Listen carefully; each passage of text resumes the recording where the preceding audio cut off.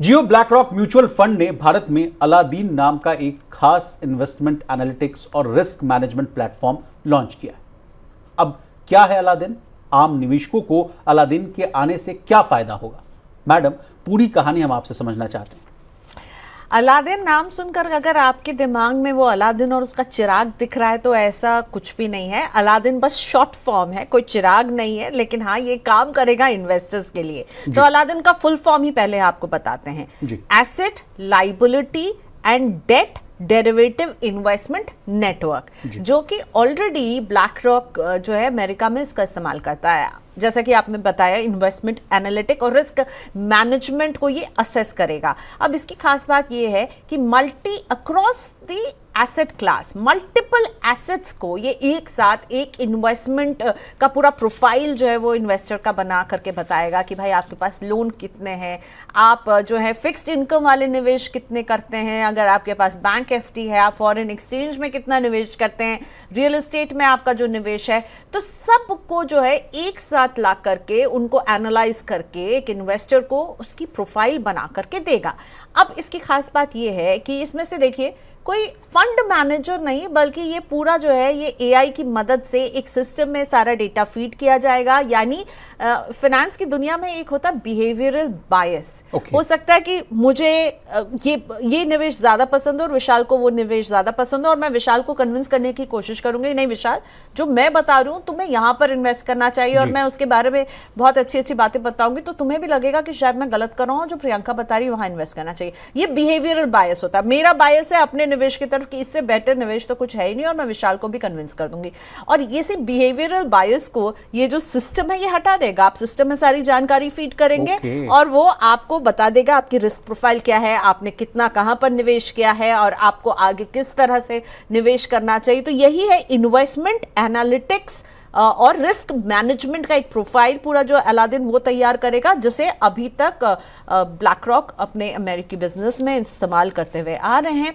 इनका मोटो है कि हम भारतीय निवेशकों के लिए निवेश को बहुत ही सिंपल बनाएंगे। Investment should be simple and it should work for you. तो वो चाहते हैं कि इसका जो टेस्ट है ना वो इंडियन इन्वेस्टर्स को भी मिले। अभी तक इंडिया में इस तरह से अलादीन जैसा कोई नेटवर्क जो लोग अपने अपने सॉफ्टवेयर लेकर आते थे, पर ये ट्राइड एंड टेस्टेड है। ब्लैक रॉक का इतना बड़ा बिजनेस है, $21 ट्रिलियन की बोल रहे हैं कि सर मैडम कि AUM जो है सबसे बड़ा AUM रखती है ये कंपनी। और जबकि मैम ब्लैक रॉक तो $11.2 ट्रिलियन की है AUM को मैनेज करती है, और ये देखिए $21 ट्रिलियन, तो अच्छा खासा इसका AUM है। और अब ये भारत में जब आएंगे तो ये उम्मीद भी की जा रही थी कि अलादीन को हम देखेंगे। अलादीन वाला जो पूरा जो ये नेटवर्क है जो जिसको ये लोग इस्तेमाल करते हैं, मल्टी एसेट प्लेटफॉर्म को ये सपोर्ट करती है, जिसमें जैसा मैंने कहा आपके रिस्क को बताएगी, तो जिसमें आपके इक्विटी यानी आप अगर स्टॉक मार्केट, म्यूचुअल फंड, आप फॉरेन एक्सचेंज, आप विदेश के म्यूचुअल फंड में निवेश कर रहे हैं, fixed income, bank loan, derivative,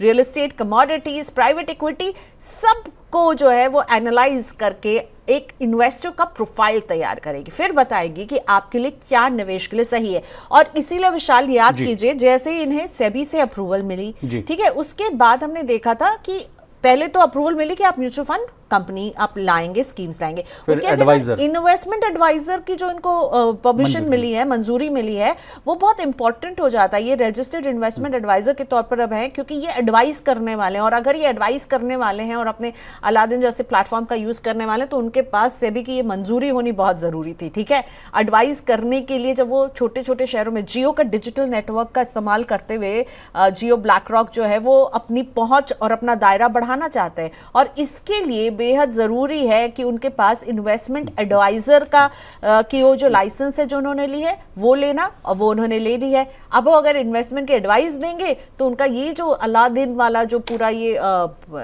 जिसे हम कहेंगे इन्वेस्टमेंट एनालिटिक्स है या रिस्क मैनेजमेंट प्रोग्राम जो है, इसको यूज करके जब वो इन्वेस्टर को बताएंगे कि भाई आपको इस तरह से निवेश करना चाहिए, तो एक तरह से वो पूरा उनका कहना कि हम निवेश के लैंडस्केप को भारत में बदलने वाले हैं, और इसके लिए वो उन्होंने कमर कस ली है, अपना सबसे बेस्ट प्रोडक्ट अब इंडियन इन्वेस्टर के लिए लेकर आ रहे हैं, एडवाइस करेंगे, म्यूचुअल फंड की स्कीम्स जो है वो लेकर आएंगे। और अभी तक जो जानकारी है विशाल, 2 डेट फंड्स, लिक्विड फंड और मनी मार्केट फंड्स, इसके लिए इन्होंने सेबी को अर्जी भी भेजी है कि भाई इस तरह से हम निवेश करेंगे, हर स्कीम पर मंजूरी लेनी होती है।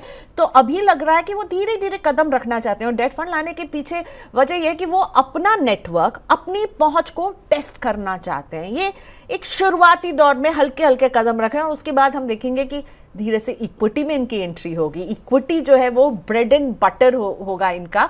लेकिन ब्लैक रॉक की खासियत है कि पैसिव फंड्स जो होती, इंडेक्स इन्वेस्टिंग और ईटीएफ्स को इन्होंने बहुत पॉपुलर किया है, और वहां पे स्ट्रांग होल्ड रखते हैं एक्सचेंज ट्रेडेड फंड्स। तो इसीलिए जब ब्लैक रॉक आएगा तो हमारी नजर ये रहने वाली है, उनकी पहली scheme debt schemes, debt mutual funds लेकर आ रहे हैं जो कि लिक्विड और मनी मार्केट है।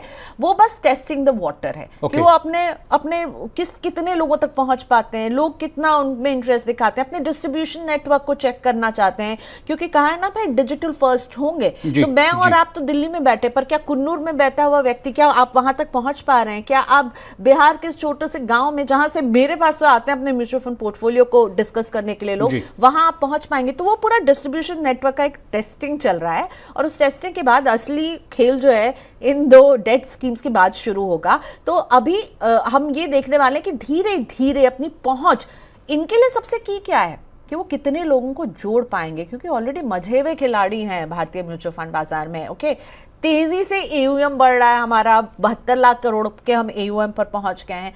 लेकिन जहां तक इन्वेस्टर्स की बात है, अभी वो रेशियो बहुत कम है मैडम, जैसे 140 करोड़ की आबादी के आसपास, और 5 करोड़ यूनिक सिप अकाउंट्स हैं ओनली। हाँ, यूनिक ऐसे तो हैं कुछ 23 करोड़ के आसपास सिप म्यूचुअल फंड का निवेश। लेकिन यूनिक से मेरा मतलब है कि एक प्रियंका शायद 5 स्कीम में कर रही होंगी, तो वो भी ऐड होगा, राइट? तो यूनिक यानी कि यूनिक इन्वेस्टर्स जो हैं वो अभी 5 करोड़, 5.25 करोड़ हैं। और पॉपुलेशन कितनी है? 140 करोड़। तो फिर ग्लास तो बहुत खाली है ना। अगर 140 के करोड़ में सिर्फ 5 करोड़, तो यहाँ पे मुझे लग रहा है प्रियंका मैम, तभी तो मुझे लग रहा है कि ये अपॉर्चुनिटी ये ग्रैब करना चाहते हैं जियो और जियो को हम सब देख रहे हैं अभी। और भी मुझे लग रहा है कंपनीज आएंगे, विदेशी कंपनियां पहले भी आ चुकी हैं भारत में। उतनी अच्छी उनका जो है ना, उनका अच्छा एक्सपीरियंस रहा ना, इन्वेस्टर्स का उनके साथ एक्सपीरियंस अच्छा रहा।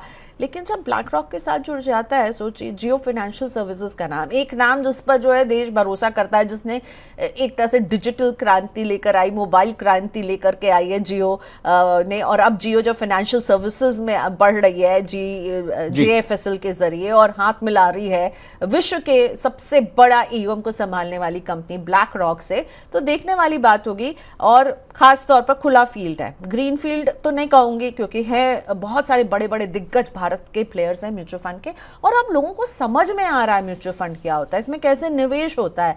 अब बस उनको वो नज करना है कि आप किसके साथ शुरू करना चाहते हैं। और अब क्या नहीं है, 100 रुपए की भी सिप है, 250 रुपए की भी सिप है, 500 रुपए की भी सिप है। तो लोग समझ रहे हैं कि म्यूचुअल फंड जो है एक इंटरेस्टिंग इन्वेस्टमेंट है, जो आपको जो है बेहतर रिटर्न दे सकता है, जो आपको महंगाई से मात दे सकता है। लंबे समय तक करेंगे तो आप अपने बड़े बड़े फाइनेंशियल गोल्स को हासिल कर सकते हैं, बड़े बड़े फाइनेंशियल ड्रीम्स को हासिल कर सकते हैं। लेकिन फिर भी नहीं करना है, क्यों? क्योंकि समझ में नहीं आता है किसके साथ करें, किसके साथ नहीं करें। तो यहीं पर जियो और ब्लैक रॉक जो है मैदान मारने की पूरी क्षमता रखते हैं। मैडम आपने सही कहा, लेकिन एक बात मैं आपसे समझना चाहूँगा कि जिस तरह से इमोशनल एंगल को हटाने की बात आपने कही, और उसके बाद उसमें आ रहा है artificial intelligence, 3D printing, robotics और तमाम तरह की जो डिजिटल अरेना की बात की जा रही है, उससे तो आम निवेशकों को बहुत फायदा होगा मैडम। मैं आपसे इस पॉइंट को समझना चाहता हूँ और विस्तार से। देखिए, चीज़ें बदल रही हैं, और एआई से हमें अब लड़ना नहीं है, उसको अपनी सहूलियत के लिए हम इस्तेमाल जस्ट लाइक कंप्यूटर से पहले हम लोग कहते थे कि आएगी तो नौकरी चली जाएगी। एआई हमें यूज ना करें, हमें ये इंश्योर करना है कि हम एआई को कैसे यूज करेंगे, ठीक है, हम कैसे स्मार्टली यूज करेंगे। बिहेवियरल बायस हटाने से निवेश में आप बहुत ही एक एनालिटिक बेस्ड, आप डेटा के आधार पर वो डिसीजन ले रहे होंगे, ठीक है, कि क्या डेटा कह रहा है, उसके आधार पर जब आप डिसीजन लेंगे तो गलत होने के चांसेस बहुत कम है। लेकिन अगर वहाँ पे ह्यूमन इंटरवेंशन रहेगा तो वहाँ पर गलतियाँ होती हैं।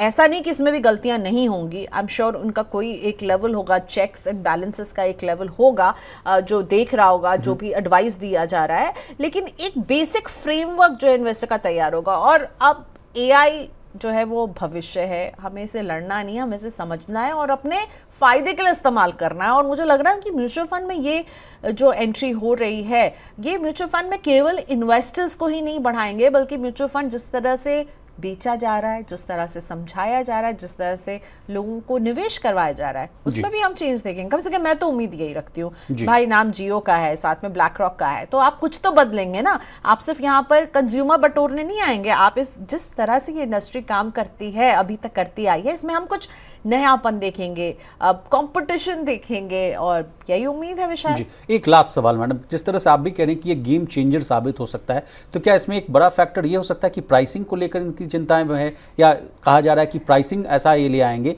जिससे सारा गेम ही पलट जाएगा? क्या ये भी हो सकता है। प्राइसिंग, हम जो इंडियंस हैं बहुत प्राइस सेंसिटिव हैं, लेकिन अब क्या होता है कि किसी को अगर सिप करना है तो मार्केट में 100 रुपए की भी सिप है, 250 रुपए की भी सिप है, 500 रुपए की भी सिप है। गेम होता है जो ये वहाँ पे जो चार्जेस जो होते हैं, एक्सपेंस रेशियो जो होता है, एक म्यूचुअल फंड को चलाने का एक्सपेंस रेशियो जो है 1 से 2% का होता है, अगर मैं बात करूँ रेगुलर स्कीम्स जो होती हैं उसमें।